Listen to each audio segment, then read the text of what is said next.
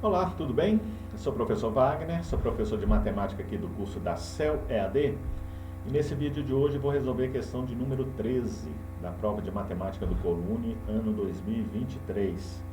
As outras questões, os outros vídeos, com as resoluções das outras questões, você encontra lá no nosso site, tá? É o www, está aqui embaixo, www.celead.com.br. Vamos lá então na questão? Questão de número 13. O índice de massa corpórea, IMC, é um parâmetro adotado pela Organização Mundial de Saúde para calcular o peso ideal de cada pessoa. O IMC é calculado da seguinte maneira: divide-se o peso do indivíduo pela sua altura elevada ao quadrado. Um indivíduo tem peso classificado como ideal quando o resultado do IMC está entre 18,5 e 24,9.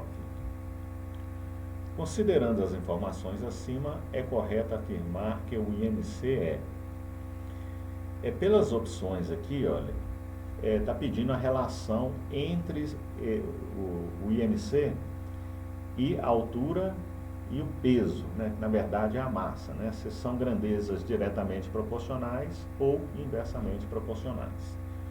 Então vamos lá, engraçado que essa questão já caiu outra vez aqui no Colunes, falando sobre o IMC,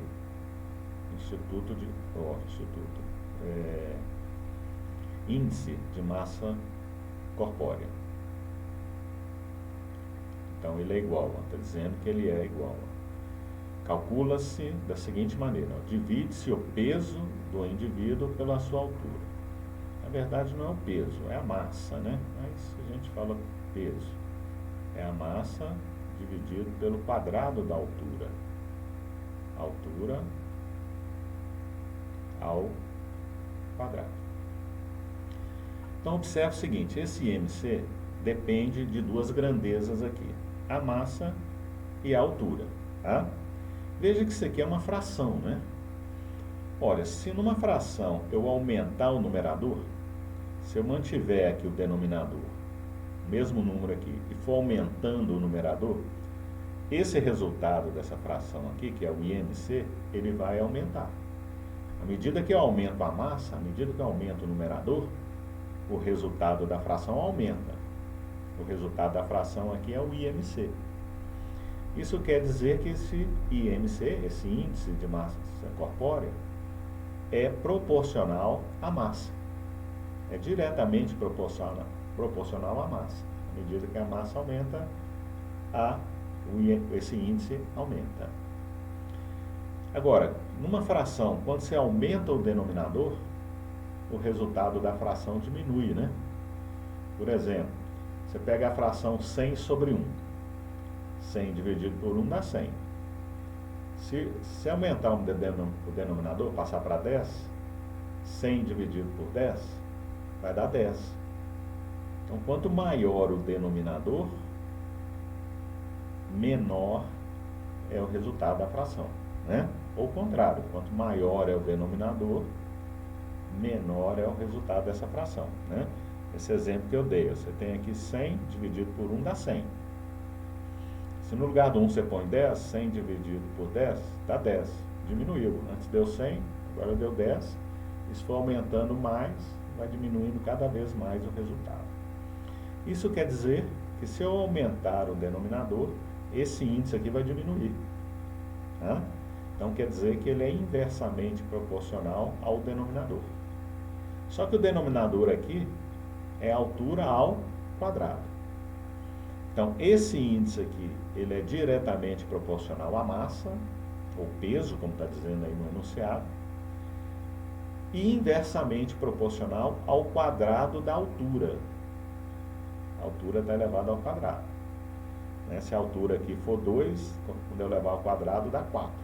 Então, o IMC é inversamente proporcional ao quadrado da altura. Então, vamos ver as alternativas. Ele está perguntando, podemos afirmar que o IMC é diretamente proporcional ao peso, tá certo, que é a massa ali, e inversamente proporcional à altura do paciente. Não, não é proporcional à altura. É ao quadrado da altura. Tá? Isso aqui ficou errado a letra A. Letra B, diretamente proporcional ao peso, correto. E inversamente proporcional ao quadrado da altura do paciente, correto? Esse aqui é a nossa resposta. Mas vamos ver as outras opções. Diretamente proporcional à altura, está errado. Não é diretamente proporcional à altura, é inversamente proporcional ao quadrado da altura. E aqui está dizendo que é inversamente proporcional ao peso do paciente. Não, é diretamente proporcional ao peso. Totalmente errado aqui. E a letra D, diretamente proporcional ao quadrado da altura. Não, inversamente proporcional ao quadrado da altura. Está no denominador aqui. Ó. Toda vez que você tiver essa expressão, né, uma fórmula desse tipo aqui, esse resultado aqui dessa fração, ele vai ser diretamente proporcional ao numerador e inversamente proporcional ao que tiver no denominador. Tá?